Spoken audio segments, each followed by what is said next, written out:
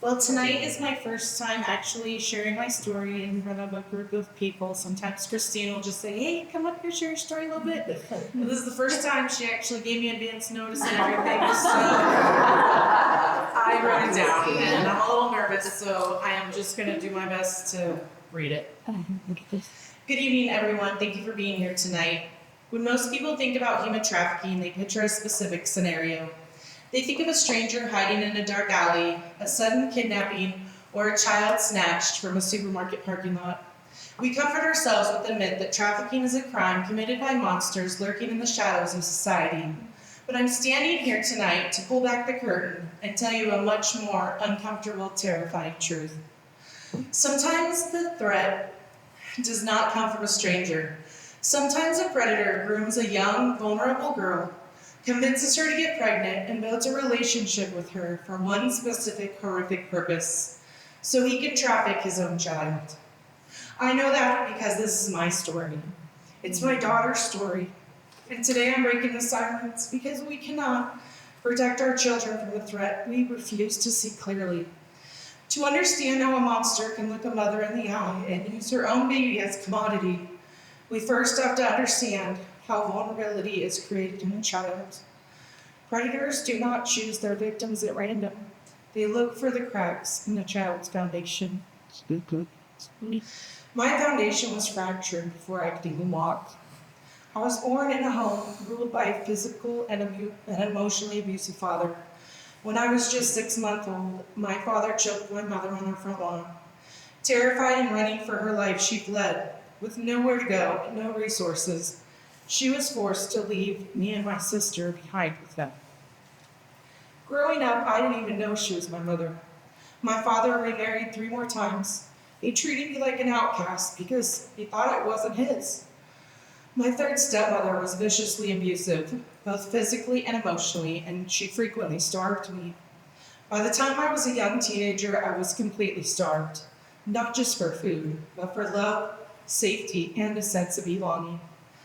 I say this not for pity, but because it's vital that you understand the profound vulnerability gap that exists for a child who feels entirely unprotected.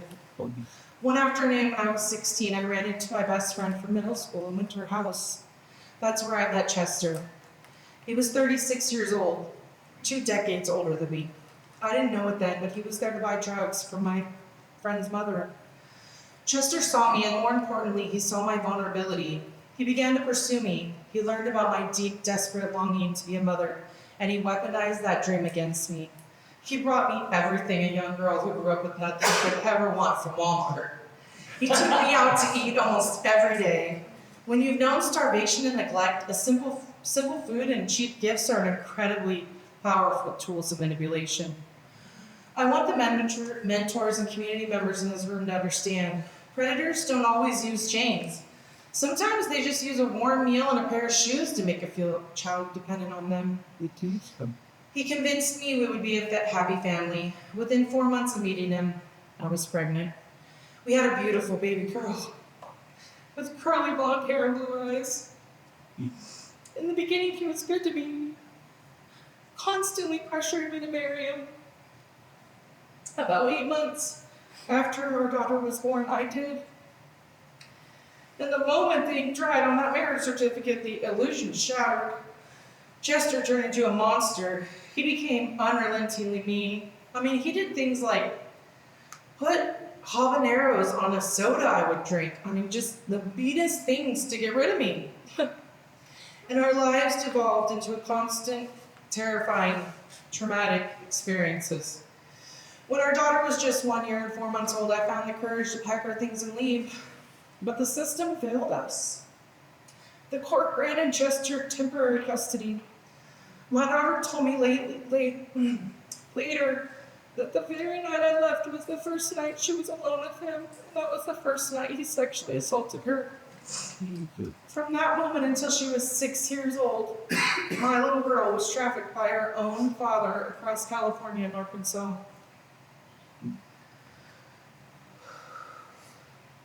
It's easy to look at my story and think it's an anomaly, but the data tells us a completely different, chilling story. My daughter and I are not isolated statistics. We're part of a massive systemic epidemic happening right now here in the United States, and right here in Washington State. Consider the sheer scale of what we are up against. Every 2 minutes, a child is being trafficked in the United States. In 2025 alone, the organization Thorn identified 5 million pieces of sexual abuse material known as CSAM online. The same year, the National Center for Missing and Exploited Children received a staggering 32 million CSAM reports. A recent data map by Tim Debow Foundation revealed that 110 CSAM images were shared within just a single 30-day window across our country. The predators driving this demand are operating with total immunity. Statistics show that a single offender will offend between 50 and 250 times before they're ever caught. They rely on the silence of their victims. On average, only 1 in 9 people ever report their trafficking experience. They build an entire business model out of destroying children. The average trafficker manages 3 to 5 victims at a time and exploits 13 victims over their lifetime. Research by Shared Hope International highlights the horrific reality that traffickers frequently sell minor girls for $400 an hour, forcing these children to be sold 10 to 15 times every single day. And if you think this problem is confined to other states, let me bring this home to Washington. Our state consistently ranks in the top 10 nationally for reported trafficking cases. We see a disproportionately high volume of calls to the National Human Trafficking Hotline. Of those identified cases in Washington, 73% involve sex trafficking. Minor sex trafficking cases heavily dominate federal dockets in our state, vastly exceeding adult sex trafficking and labor trafficking cases combined. Why Washington? Because the dense urban hubs along the I-5 corridor stretching from Canada to Mexico act as a pipeline. Traffickers regularly utilize areas in Seattle, Tacoma, and Yakima to conduct illicit operations behind closed doors. They rely heavily on our local public transit infrastructure. Studies show 63% of victims use mass transit during their exploitation, and 38% travel by plane, making transit hubs like the Port of Seattle credible enforcement points. Predators look for the exact same vulnerability in our communities that Chester found in me. Right now, there are 4,000 kids living on the streets in King County alone. They are cold, they are hungry, and they are completely exposed. Is it any wonder that between 50% and 90% of the child sex trafficking victims have a history in the foster care system? We are leaving our most vulnerable children entirely unprotected, throwing them directly into the path of predators. And when these children manage to survive, when they look for help, what do we have waiting for them? The Washington State Department of Commerce lists only 12 support agencies equipped to help survivors across our entire state. 13 agencies for thousands of victims.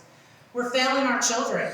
We're failing them in preventing their exploitation, and we're failing them in healing them after their escape.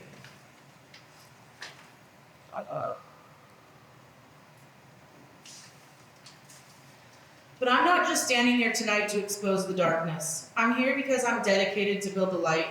Human trafficking is a family destroyer.